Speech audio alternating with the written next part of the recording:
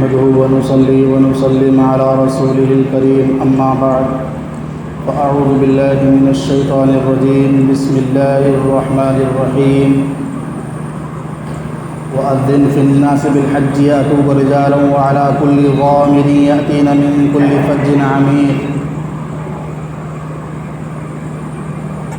وقال الله تبارك وتعالى في مقام آخر وَلِلَّهِ عَلَى النَّاسِ حِجُّ الْبَيْتِ مَنِ اسْتَطَاعَ إِلَيْهِ سَبِيلًا صدق اللہ العظیم۔ محترم بزرگان دین،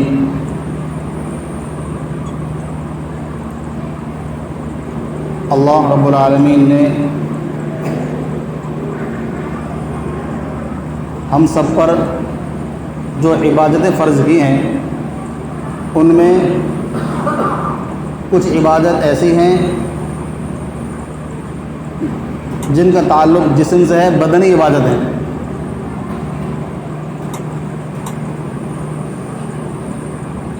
ان میں مال خرچ نہیں ہوتا، صرف بدن خرچ ہوتا ہے، بدنی کا کام ہے۔ جیسے نماز ہے، روزہ ہے، اس میں کسی کا روپیہ پیسہ خرچ نہیں ہوتا، اس کے اندر صرف اور صرف بدن کی عبادت ہے۔ ایسے ہی کچھ عبادت ایسی ہیں جس میں صرف مال خرچ ہوتا ہے، بدن کا کوئی دخل نہیں ہے، جیسے زکوٰۃ ہے، قربانی ہے۔ اور کچھ عبادت ایسی ہیں جیسے اس کے اندر مال بھی خرچ ہوتا ہے اور بدن بھی خرچ ہوتا ہے، بدن کا بھی کام ہے، مال کا بھی کام ہے۔ جو بدن اور مال دونوں سے مرکب ہے، بدن کا بھی استعمال ہوگا، مال کا بھی استعمال ہوگا، تب جا کے وہ عبادت ادا ہوگی، جس کو کہتے ہیں حج۔ یہ عبادت ایسی عبادت ہے جس کے اندر مال بھی خرچ ہوتا ہے اور بدن بھی لگانا پڑتا ہے۔ نماز کے اندر کوئی روپے پیسہ خرچ نہیں ہوتا، بدنی عبادت ہے، بدن سے زیادہ ہو جاتی ہے۔ روزے کے اندر بھی کوئی خرچہ نہیں ہوتا، بدنی عبادت ہے، بھوکے پیاسے رہو گے، اپنے بدن کو بھوکا رکھیں گے، پیاسا رکھیں گے، عبادت ادا ہو جائے گی۔ زکوٰۃ کے اندر صرف اور صرف مال کی عبادت ہے، اس میں بدن کا کوئی خرچہ نہیں ہے، جیب سے نکالا، جیب دے دیا۔ لیکن حج ایک ایسی عبادت ہے، اس کی فضیلت کے لیے یہ سمجھنا کافی ہے کہ دیکھو یہ ایسی عبادت ہے جس کے اندر بدن بھی خرچ ہوتا ہے اور مال بھی خرچ ہوتا ہے، بدنی عبادت بھی ہے اور مالی عبادت بھی ہے۔ اور یہ اللہ تبارک و تعالیٰ کی ایسی حسین ترین عبادت ہے کہ اس کے اندر اللہ تبارک و تعالیٰ کا حکم بہت معنی رکھتا ہے، اتنے معنی رکھتا ہے کہ آپ دیکھیے کہ اللہ تبارک و تعالیٰ کا حکم جب آ جاتا ہے، یعنی جب حج ادا کرنے کے لیے کوئی تیار ہو جاتا ہے تو سب سے پہلے وہ احرام باندھتا ہے۔ احرام باندھتا ہے تو جو چیزیں اس کے لیے جائز تھیں، بہت ساری چیزیں، احرام باندھنا ہم لوگ سمجھتے ہیں کہ چادر دو لپیٹ لیں وہ احرام ہو گیا، صرف یہی احرام نہیں ہے۔ احرام کے معنی ہے جو جائز چیزیں تھیں بہت ساری، وہ بھی اس نے اپنے اوپر حرام کر لی۔ اب اس کپڑے کو جو لپیٹ لیا، اس نے ایک بار کہہ دیا لبیک اللہم لبیک لا شریک لک لبیک ان الحمد والنعمت لک والملک لا شریک لک۔ جب تلبیہ پڑھ دیا اور آواز لگائی کہ میں حاضر ہوں، اس جواب میں جو آج سے 5000 سال، تقریباً 5000 سال پہلے حضرت ابراہیم علیہ السلام کو اللہ تبارک و تعالیٰ نے حکم دیا تھا کہ آپ لوگوں کو بلائیے، اعلان کریے، اس گھر کی طرف لوگوں کو بلائیے، لوگ چلے آئیں گے۔ تو اس 5000 سال پہلے جو اعلان کیا گیا تھا اس کا جواب دیتا ہے بندہ جب احرام باندھ لیتا ہے تو کہتا ہے لبیک اے اللہ میں حاضر ہوں۔ تو اس کے لیے جب اس نے احرام باندھ لیا تو جو چیزیں جائز تھیں، خوشبو لگانا، بال کٹوانا، ناخن تراشنا، اب یہ سب حرام ہو گئے۔ نہ ناخن کاٹ سکتا ہے، نہ بال کٹوا سکتا ہے، یہاں تک کہ جوئیں نہیں مار سکتا، جوئیں بھی نہیں مار سکتا، خوشبو نہیں لگا سکتا۔ اور اس سے بڑھ کر یہ کہ جو بیوی اس کی جائز تھی، اپنی بیوی کے ساتھ بھی لذت حاصل نہیں کر سکتا، اس میں بھی پابندی لگ گئی۔ کیوں؟ کیونکہ اس نے اب احرام باندھ لیا۔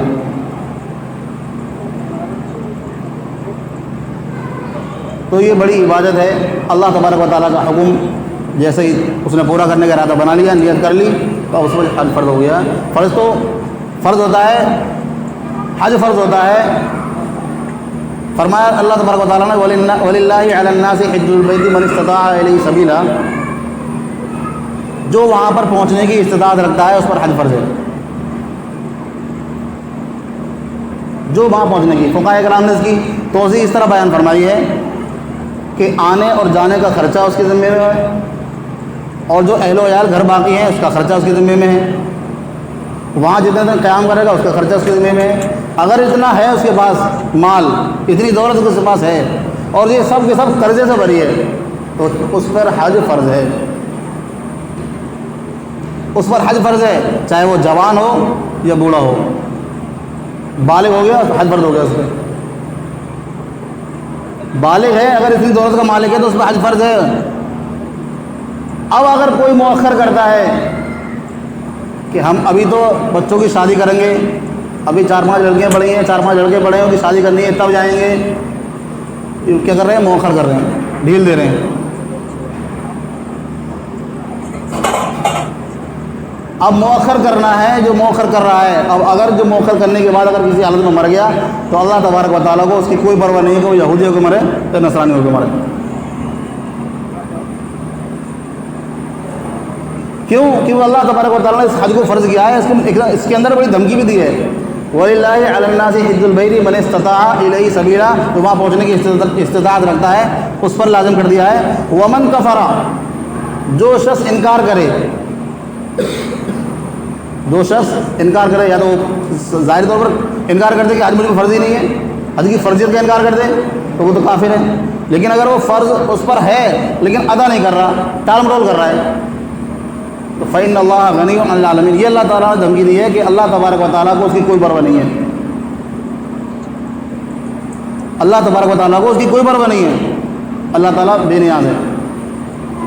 یہ بڑی مبہم دھمکی ہے، اور جو بلاغت کے اصول کے مطابق یہ جو دھمکی ہے وہ بڑی بہت بھاری دھمکی ہے، جس کے اندر مبہم رکھا تو بتایا نہیں کتنی بڑی دھمکی ہے۔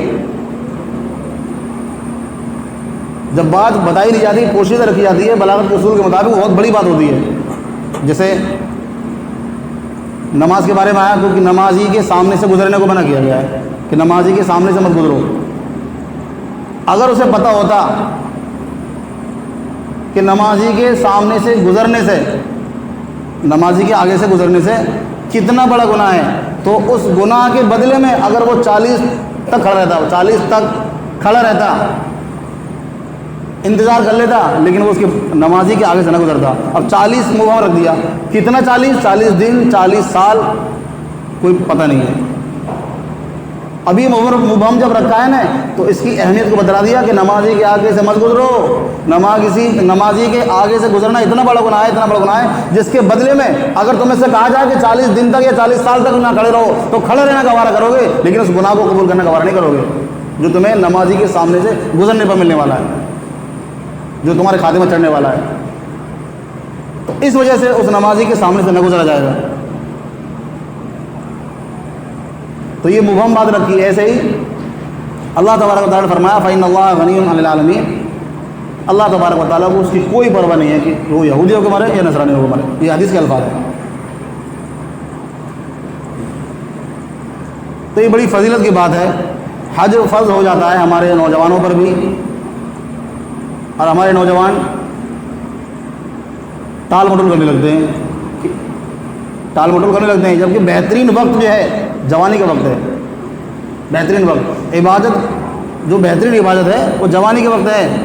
بڑھاپے میں آپ عبادت کریں گے، آپ نے دیکھا ہوگا بہت سارے معذور ایسے ہو جاتے ہیں کہ سجدہ نہیں کر سکتے، اور وہاں جا کر کے چل نہیں سکتے، ویل چیئر کا سہارا لے رہے ہیں، گر پڑ رہے ہیں، ایسا لگ رہا ہے جیسے قبروں میں پہ لٹک رہے ہو، کوئی اعمال خود سے نہیں کر پا رہے، دوسروں کا سہارا لینا پڑ رہا ہے، نہ چل سکتے ہیں نہ دوڑ سکتے ہیں،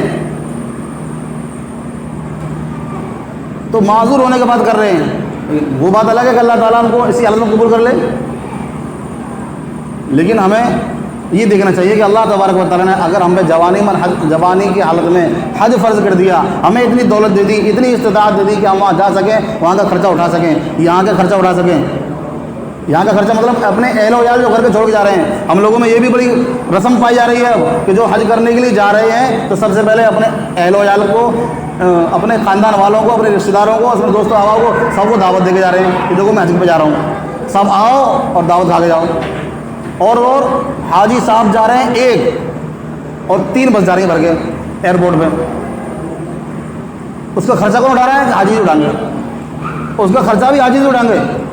یہ ہمارے یہاں رسم بن گئی ہے، اس پہ بسا اوقات یہ رسم اتنی بڑھتی جا رہی ہے کہ حج فرض ہو جاتا ہے، انسان ان رسومات کی وجہ سے پیچھے ہٹ جاتا ہے کہ میں کب کروں، ڈیل دے رہا ہے کہ ابھی میرے پاس اتنے پیسے نہیں ہیں کہ میں دعوت کر سکوں، اتنے پیسے نہیں ہیں کہ سب کا خرچہ جب جاؤں تو دعوت کروں، لوٹ کے آؤں تب دعوت کروں۔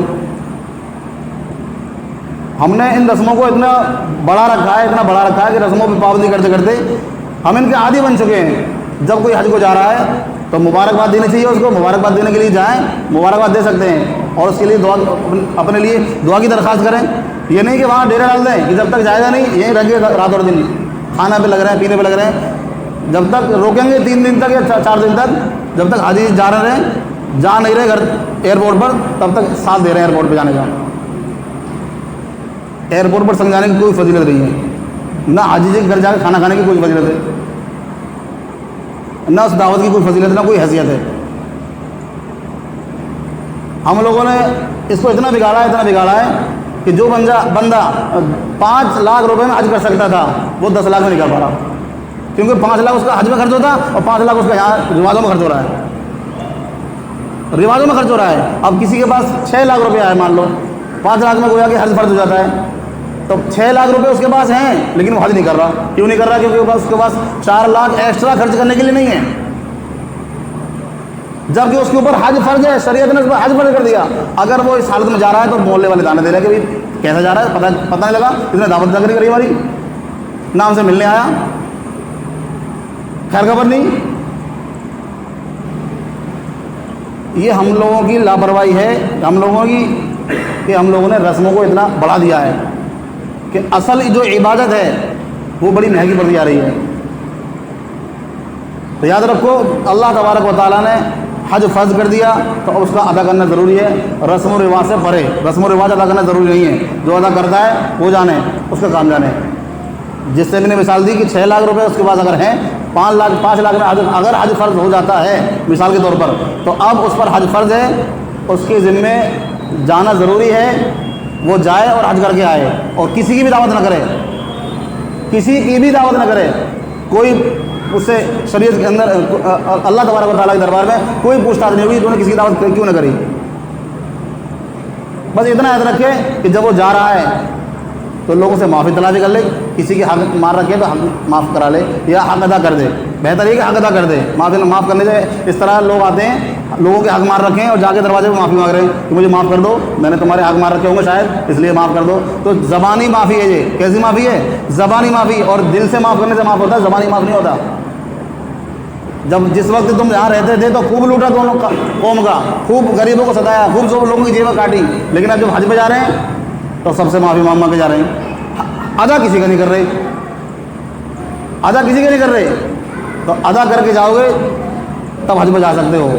اور ایسے ہی اگر تم جا رہے ہو تو کسی کا قرضہ تم پہ نہ ہونا چاہیے، قرضہ ادا کر دو پہلے، تب جاؤ، پہلے قرضے سے بری ہو جاؤ تب جاؤ۔ اور یہ جو ہم نے اپنے اوپر لاد رکھا ہے کہ ہم بیٹیوں کی شادی کر کے جائیں گے، بچوں کی شادی کر کے جائیں گے، تو یہ تمہارے ذمہ لازم نہیں ہے۔ اگر تمہارے پاس 6 لاکھ روپے مثال کے طور پر ہو گیا تو اب تم پر حج فرض ہو گیا ہے، اب تم حج کے لیے جاؤ۔ بیٹی کی شادی کرنا ضروری نہیں ہے اس میں، نہ بیٹے کی شادی کرنا ضروری ہے، کیونکہ شادی میں خرچہ تو ہے ہی نہیں شریعت کی طرف سے، وہ تو ہم لوگوں نے رسم و رواجوں میں ڈال رکھا ہے، بنا رکھا ہے، اور ایک شادی 10 لاکھ کی بڑھ رہی ہے، جبکہ حج کتنے میں مثال کے طور پر 5-6 لاکھ میں آرام سے ہو سکتا ہے۔ اور شادی میں تم چاہے 10 لاکھ کم خرچ کر دو، وہ بھی کم ہے، اور جس کی 4 بیٹیاں ہیں پھر تو 10-40 خرچ کرنا پڑے گا اس کو، تو نہ 40 ہو پائیں گے نہ وہ حج کر پائے گا، جبکہ حج اسے 5 لاکھ میں فرض ہو چکا ہے. تو اگر حج فرض ہو گیا ہے تو حج کرنا ضروری ہے، چاہے وہ نوجوان ہو چاہے وہ بوڑھا ہو. ہم لوگوں نے ایک اور غور کیا ہے اپنے معاشرے کے اندر، لوگوں نے یہ سمجھ رکھا ہے کہ ہم پہ پیسہ ہے تو سب سے پہلے ہم اپنے ماں باپ کو حج کرائیں گے، ماں باپ کو حج کرائیں گے. بہت اچھی بات ہے، ماں باپ کو حج کرائیں گے، لیکن حج اگر تم پہ فرض ہے تو تم پہ ادا کرنا ضروری ہے. تم جاؤ حج کرنے کے لیے. ماں باپ اگر غریب ہیں تو ماں باپ پہ فرض نہیں ہے، تم مالدار ہو تم پہ فرض ہے، تم ادا کرو جا کے. وہ بات الگ ہے تمہارے پاس اللہ تعالیٰ نے اتنی دولت دی ہے کہ تم خود بھی جا سکتے ہو، خود بھی جاؤ، اپنے ماں باپ کو ساتھ لے جاؤ، اپنے ماں باپ کو ساتھ لے جاؤ، ان کو بھیج کرا دو. لیکن اگر تم پہ فرض ہے تو تم پہ کرنا ضروری ہے. تم نے ماں باپ کو بھیج دیا تو اس طرح حج تمہارا ادا نہیں ہوگا. ایسا ہی مسئلہ قربانی کا ہے. قربانی میں لوگ کیا کرتے ہیں؟ یہ کرتے ہیں، قربانی میں بھی یہی کرتے ہیں کہ قربانی خود پہ واجب ہے اور ابا کی طرف سے قربانی کر رہے ہیں جو ابا 10 سال پہلے انتقال کر گئے. اگر زندہ بھی ہیں تب بھی ابا کی طرف سے کر رہے ہیں، اور قربانی خود پہ واجب ہے نہیں کر رہے، اپنی طرف سے نہیں کر رہے، ابا کی طرف سے کر رہے ہیں، اماں کی طرف سے کر رہے ہیں. تو جو تم پر قربانی واجب تھی وہ تم نے ادا نہیں کی، اور جو دوسرے کی طرف سے کر رہے ہیں وہ نفلی قربانی ہے، فرض ادا نہیں ہوا. جو واجب تھا وہ واجب ادا نہیں ہوا. واجب ادا جبھی ہوگا جب اپنی طرف سے کرو گے. ایسے ہی جب حج تم پہ فرض ہے تو حج بھی اپنی طرف سے کرو گے تو ادا ہوگا. تمہارے پاس اللہ تعالیٰ نے اتنی دولت دی ہے کہ تم ماں باپ کو لے جاؤ تو لے جاؤ، بیوی کو لے جاؤ، بچوں کو لے جاؤ تو لے جاؤ، کسی اور کو لے جاؤ، جتنے چاہو اتنے لے جاؤ. لیکن تم ضرور جاؤ کیونکہ تم پہ فرض ہے، تم پر فرض کیا اللہ تعالیٰ نے، تم ضرور جاؤ. بہرحال میں بتا رہا تھا کہ اللہ تبارک و تعالیٰ نے جو حکم دے دیا اس حکم کا انسان اس عبادت کے اندر بالکل مجنون دیوانہ پاگل ہو کے لگ جاتا ہے عبادت کرنے میں. چون چرا نہیں کرتا کہ کیوں کروں کیسے کروں. جب اس سے کہا گیا کہ یہ دیوار ہے ملتزم کی، اسے پکڑو، اسے چمٹ جاؤ، دعا مانگو، چمٹ جائے گا. وہاں نہیں کرے گا یہ تو دیوار ہی تو ہے، یہ دیوار تو ہمارے گاؤں ہمارے یہاں کی مسجد میں بھی ہے، تو وہاں چمٹ لیتا. یہاں کیوں بلایا اتنا پیسہ خرچ کر کے؟ تو یہ ہے کیوں جو کر رہا ہے. وہ کیوں کون ہے؟ وہ کیوں وہ ہے، وہی ہے جو اللہ تبارک و تعالیٰ نے آدم علیہ السلام کے سامنے سجدہ کرنے کے لیے کہا تھا تو کہہ رہا میں کیوں کروں سجدہ، میں سجدہ کیوں کروں. جو کیوں کہنے والا تھا وہ کون تھا؟ سب جانتے ہیں اس کو، شیطان تھا، ابلیس. سب نے سجدہ کر لیا سوائے ابلیس کے. وہ کیوں کر رہا ہے؟ کیوں، میں کیوں کروں. تو جو کیوں والا ہے وہ شیطانوں والا ہے، شیطانوں کی قسم والا ہے. تو کیوں تو ہے ہی نہیں یہاں پہ، بس جیسا کہا جا رہا ہے ویسے کرو. کیا کہا گیا پتہ ہے اس کو کہ حرم کے اندر 1,00,000 نمازوں کا ثواب ملتا ہے ایک نماز پڑھنے کا. اس سے کہا جا رہا ہے کہ جاؤ مینا جاؤ وہاں قیام کرو، مکہ مکرمہ سے باہر نکال دیا، جاؤ مینا میں پڑھ جاؤ، مزدلفہ میں ٹھہرو، عرفہ میں ٹھہرو، مزدلفہ جاؤ. تو وہ جا رہا ہے. یہ نہیں کہ بھائی مجھے تو یہاں پر حرم کے اندر کعبہ شریف کے اندر نماز پڑھوں گا، میں تو امام کعبہ کے پیچھے نماز پڑھوں گا تو 1,00,000 نمازوں کا ثواب ملے گا. اب اسے 1,00,000 کی ضرورت نہیں ہے، اسے اللہ کے حکم کی پرواہ ہے. کس کی پرواہ ہے؟ اللہ کا حکم یہی ہے کہ تم جاؤ مینا، تو وہاں مینا پہنچو. اور دیکھو ربی جمار پر پہنچتا ہے کنکری پھینکنے کے لیے، کہاں کے لیے؟ کنکری پھینکنے کے لیے. تو لاکھوں روپے خرچ کر کے کوئی انسان کنکری پھینکنے آتا ہے؟ کنکری تو یہاں بھی کسی کو مار دیتا، یہاں بھی بڑے شیطان گھوم رہے ہیں. وہاں کیوں جا رہا ہے؟ وہاں صرف اور صرف اس لیے جا رہا ہے کہ اللہ تبارک و تعالیٰ کا حکم ہے کہ یہاں جا کے کنکری پھینکو. تو یہ صرف دیوانہ پن ہے کہ وہاں کعبے کے چاروں طرف چکر لگا رہا ہے. کیا لگا رہا ہے؟ چکر لگا رہا ہے. اور دیکھو آپ جہاں دنیا کے اندر رہتا تھا تو سوٹ بوٹ میں رہتا تھا، ٹائی بیلٹ میں رہتا تھا، آفس میں بیٹھتا تھا، اسی میں بیٹھتا تھا، وہاں دھوپ کے اندر کعبے شریف کے چکر لگا رہا ہے. اور کیسا کس حالت میں ہے، کس کنڈیشن میں ہے؟ آپ اس کی حالت دیکھو، اس کے بدن میں صرف 2 ہی کپڑے ہیں، 2 چادریں بس، ایک باندھ رکھی ہے ایک اوڑھ رکھی ہے، اور چکر لگا رہا ہے. اور وہاں نہ کوئی غریب ہے نہ کوئی امیر ہے، سب ایک جیسے. کتنے گھر پہ تو کتنے بڑے لکھپتی کروڑپتی ہو، یہاں پہ آ گئے جیسا غریب آدمی جو تمہارے گاؤں میں فقیر تھا، جو کٹورے لے کے مانگا کرتا تھا، اگر وہ آ گیا یہاں پر، اگر وہ آ گیا ہے تو وہ بھی اسی لباس میں ہے، تو بھی اسی لباس میں ہے، وہ بھی اسی سب میں، تو بھی اسی سب میں، برابری ہے. اس کے پاس کیوں کھڑا ہے؟ کیونکہ اللہ تبارک و تعالیٰ کا حکم ہے، کیوں کرنے کی ضرورت نہیں ہے. اللہ تبارک و تعالیٰ کا حکم ہے تو اس کو پورا کرنا. یہ جو مجنون والے دیوانوں والے اعمال ہیں جو وہاں جا کے کرتا ہے انسان, اور جو وہاں جو کرتا ہے کر کے آتا ہے, اس سے پوچھو وہاں جانے کے بعد دل کے اندر کیسی تازگی ملتی ہے, کیسا سکون ملتا ہے. وہاں جب دیکھتا ہے تو دل ایمان سے تازہ لبریز ہو جاتا ہے, ایمان سے بھر جاتا ہے. کہتا ہے اتنے سارے لوگ صرف چادر کے اندر, اتنے سارے لوگ ننگے سر گھوم رہے ہیں, اتنے سارے لوگ اکٹھے ہو کر چکر لگا رہے ہیں, اتنے سارے لوگ کہاں پر قیام کیے ہوئے ہیں مینا کے اندر, اتنے سارے لوگ پتھر باندھنے کے لیے اکٹھے ہو رہے ہیں, جا رہے ہیں. یہ صرف بغیر چوں چرا کے بغیر چوں کرے ہوئے وہ کام میں لگا پڑا ہے. کیوں لگا پڑا ہے؟ کہ اللہ تبارک و تعالیٰ کا یہی حکم ہے کہ اس طرح کرو, جیسا کہہ دیا ویسا کرو, ویسے کرو. موقع مل جائے تو حجر اسود کو استلام کرو, اس کو بوسہ دو. ویسے تو شریعت کے اندر بت پرستی حرام ہے, پتھروں کی عبادت حرام ہے, لیکن اس پتھر کو جا کے چومتے ہیں. لوگ سوال کرتے ہیں, مسلمان اس پتھر کو جا کے چومتے ہیں, اس کی عبادت کرتے ہیں. مسلمان اس پتھر کی عبادت نہیں کرتے, مسلمان اس پتھر کی عبادت نہیں کرتے, اس کو چومتے صرف اس لیے ہیں کیونکہ نبی اکرم صلی اللہ علیہ وسلم نے چوما ہے. اور اس پتھر کا بھی احترام اس لیے کرتے ہیں کیونکہ نبی نے اس کا احترام کیا ہے. ہمیں اس پتھر سے کوئی لگاؤ نہیں ہے. جیسے پتھر ہمارے گاؤں میں ملتا ہے, ہمارے شہروں میں ملتا ہے, تو وہاں بھی وہی پتھر ہے. پتھر میں کوئی فرق نہیں ہے, صرف اس کو چومتے اس لیے ہیں نبی اکرم صلی اللہ علیہ وسلم نے اس کو چوما ہے, تو ہم اس کو نبی کی سنت سمجھ کے چومتے ہیں بس. اس میں اس پتھر کا کوئی مقام نہیں ہے. مقام اگر ہے تو ہماری نبی کی سنت کا ہے, ہماری نبی کی سنت ہے, اس سنت کو زندہ کرنے کے لیے ہم چومتے ہیں. حضرت عمر رضی اللہ تعالیٰ نے اس کا جواب پہلے دے دیا تھا اپنے زمانے کے اندر کہ اے پتھر, تو ایک پتھر ہی تو ہے, تیری کوئی حقیقت نہیں ہے, تیری کوئی حیثیت نہیں ہے. تو سمجھتا ہو کہ ہم تو یہ چومتے ہیں تو تیرے بھاؤ بڑھ جائیں گے, مطلب تیرے سمجھ گئے بھاؤ بڑھ جائیں گے, تو تیرا کوئی نہیں ہے اس میں, تیرا کوئی کمال نہیں ہے. تو ہم تو تجھ سے تیری عبادت نہیں کرتے, ہم تو اللہ کی عبادت کرتے ہیں. اللہ تبارک و تعالیٰ نے حکم دیا ہے اور نبی نے تجھے چوما ہے, اس لیے ہم تجھ کو اہمیت دیتے ہیں, ورنہ تیری کوئی اہمیت نہیں, تو کوئی ویلو نہیں ہے. اور جو لوگ پتھر کی عبادت کرتے ہیں وہ پتھر کو اہمیت دیتے ہیں, تبھی اس کی پوجا کرتے ہیں.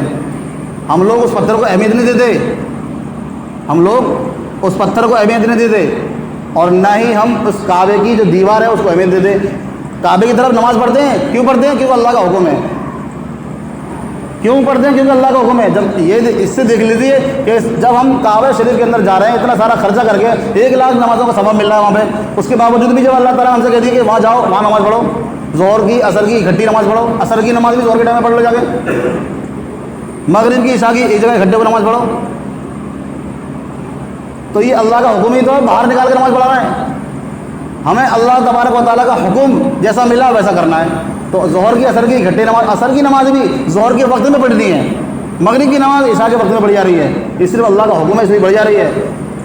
ورنہ کعبہ اتنی محترم جگہ, اتنی محترم جگہ, حرم جس کو حرم کہا جاتا ہے, اتنی محترم جگہ ہونے کے باوجود وہاں سے اس کو چھوڑا جا رہا ہے. کیوں چھوڑا جا رہا ہے؟ اس لیے چھوڑا جائے اللہ کا حکم ہے, اللہ کا حکم ہے بس. تو اللہ تبارک و تعالیٰ نے یہ عبادت ہمیں دی ہے, یہ ایسی عبادت ہے جو بدنی عبادت بھی ہے اور مالی عبادت بھی ہے. تو جس پر فرض ہے اس کو چاہیے کہ جلدی سے جلدی ادا کرے. ادا کرنے کے بعد زندگی بھر چاہے جس کی چاہے شادی کرتا رہے, جس کی چاہے شادی کرتا رہے, کوئی دقت نہیں ہے. لیکن جس پر فرض ہو گیا اب وہ پہلے ادا کریں. انتظار نہ کرے کہ بڑھاپے میں جا کروں گا, بڑھاپے کی کوئی پتہ نہیں ہے, بڑھاپا آئے گا بھی نہیں آئے گا, اور آیا نہیں آیا کوئی پتہ بھی نہیں ہے. بہرحال اتنی باتیں تھی جو ہمیں بتانا ضروری تھا کہ حج, کیونکہ ایام حج چل رہے ہیں, لوگ حاجی جا رہے ہیں, تو اللہ تبارک و تعالیٰ ہم سب کو رسم و رواجوں سے بچائے. ہم لوگ جو رسم و رواجوں میں پڑے ہوئے ہیں, تو لوگوں کی دعوتوں میں چکر میں لگ رہے ہیں, ان دعوتوں سے بچو. ان دعوتوں کے چکر میں اس حاجی کا بیڑا گرک ہو جاتا ہے, یعنی بہت سارا خرچ ہو جاتا ہے, بہت سارا لٹ جاتا ہے وہ جا کے, اور جس میں حج فرض ہو جاتا ہے وہ بچنا چاہ رہا ہے, پھر نہیں کرنا چاہ رہا. کیوں؟ کیونکہ اس کے اوپر اتنا لوڈ پڑ جاتا ہے کہ وہ کہاں سے لائے, کہاں سے لائے. 3 بس کا خرچہ ایئرپورٹ جانے کا, اور 3 پھر واپس آنے کا. 3 بسیں پھر واپس جائیں گی, جو واپس آئے گا حاجی تو لینے جائیں گے ایئرپورٹ پہ, 3 بس جا رہی ہیں, اس کا خرچہ بھی حاجی دے رہے ہیں. تو یہ جو خرچہ ہے یہ فضول خرچی میں سے ہے, اور فضول خرچی کرنے والا شیطان کا بھائی ہے.